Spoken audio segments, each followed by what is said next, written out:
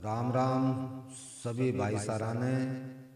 आज मैं आपने घाटा मेहंदीपुर बालाजी की पावन कथा और नियम सुनाने जा रहा हूँ। ध्यान से सुनो सभी और अपना जीवन सुखमयी बनाओ। जय बालाजी की। धन्य है घाटा मेहंदीपुर धाम की पुण्य भूमि, जहाँ अंजनी पुत्र पवन सुत शंकर सुवन के श्री नंदन श्री हनुमान जी भगवान बालाजी के रूप में अवतरित हुए हैं। भगवान बालाजी कोई आधुनिक देवता नहीं है, बल्कि स्वयं बजरंग बली महावीर श्री हनुमान जी है, जिन्हें विधाता ब्रह्मा जी, श्री विष्णु जी, महादेव और भगवान श्री राम के द्वारा अमरत्व का वरदान प्राप्त है। भगवान श्री राम ने स्पष्ट शब्दों में श्री हनुमान जी से कहा, हे प्रिय हनुमान, युग युग में जब तक मेरी कथाओं का प्रचार रहे, तब तक तुम मेरी आज्ञा का पालन करते हुए प्रसन्नता पूर्वक विचरित रहो और सदैव अमर रहो। श्री हनुमान जी भगवान श्री राम की आज्ञा शिरोधार्य करते हुए कहते हैं, भगवान, जब तक संसार में आपकी पावन कथा का प्रचार रहेगा, तब तक मैं आपकी आज्ञा का पालन करता रहूंगा, भूमंडल पर अवस्थित रहूंगा। श्री रघुनंदन श्री राम जी ने पुण्य प्रसन्न होते हुए कहा, हे भगत शिरोमणि, कली पावना अवतार कलयुग में तुम्हारी प्रधान देव के रूप में मानव पूजा अर्चना करेंगे और तुम मेरे नाम का स्मरण करते हुए उनके समस्त बाधाओं और कष्ट का निवारण करोगे।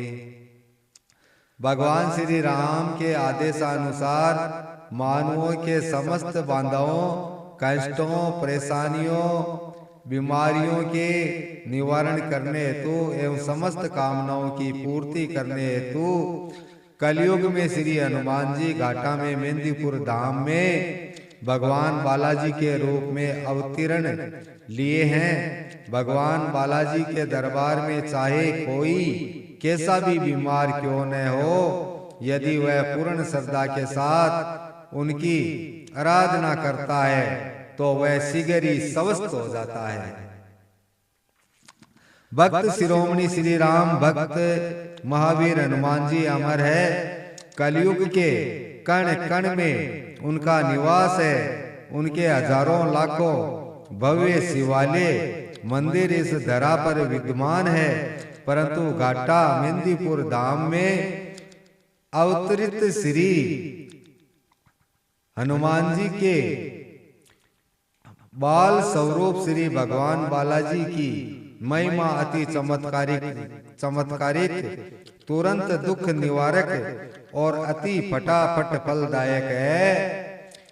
भूत, प्रेत, शैतान, चुड़ैल, डाकनी, पिशाचनी से पीड़ित व्यक्तियों को बाबा के दरबार का प्रसाद खिलाने मात्र से ही ये बुरी शक्तियां उन पर खेलने लगती है। इन बुरी शक्तियों को भगवान बालाजी के दरबार में भयानक मार पड़ने लगती है, परंतु मारने वाले को कोई देख नहीं पाता।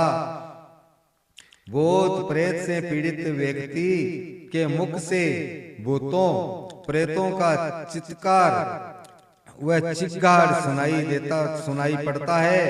भूतादि शक्तियां पीड़ित व्यक्तियों को छोड़कर भागने की कोशिश करती है, परंतु वह भाग नहीं सकती, क्योंकि भूतादि शक्तियों के हाथों में हथकड़ियां और पैरों में बेड़ियां अपने आप लग जाती है।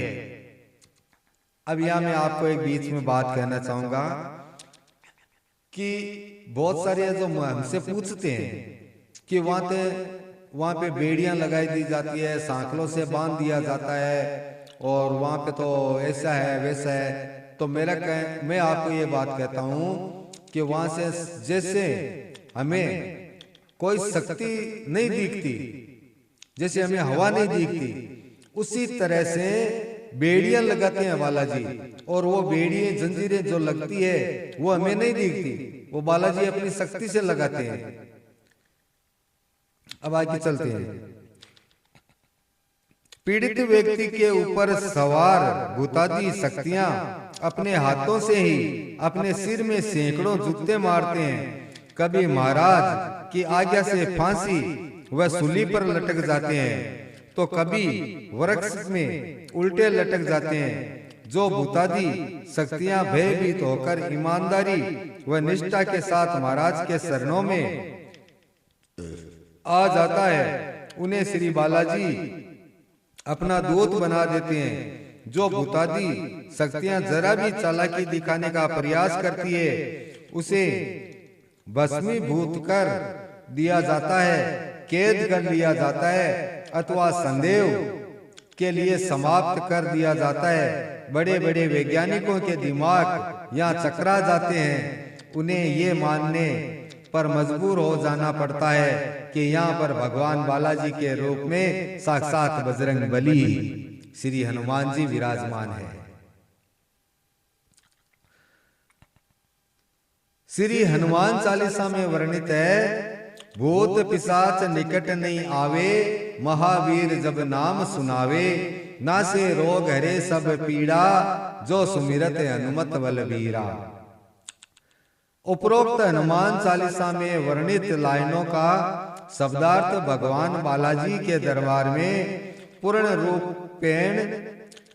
रूपेण सार्थक है। जहां यहाँ पर मानवों को भूतादि पीड़ाओं से तो मुक्ति मिलती ही है, साथ ही साथ पागलपन, मिर्गी, लकवा, टीवी, बांझपन आदि अनेकानेक प्रकार की बीमारियां बाबा के दरबार में आकर पूजा अर्चना, निवेदन, अर्जी, प्रार्थना करने से दूर हो जाती है। यहाँ पर कोई डॉक्टर, हकीम, तांत्रिक या योगी, फकीर आदि नहीं है, और ना ही कोई दवाई दी जाती है। मात्र भगवान बालाजी के दरबार से विधि पूर्वक दिए गए 2 लड्डू का प्रसाद ही महौषधि का कार्य करती है।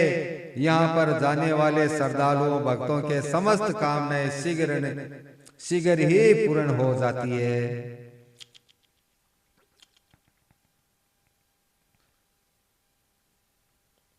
आज के लिए बस इतना ही।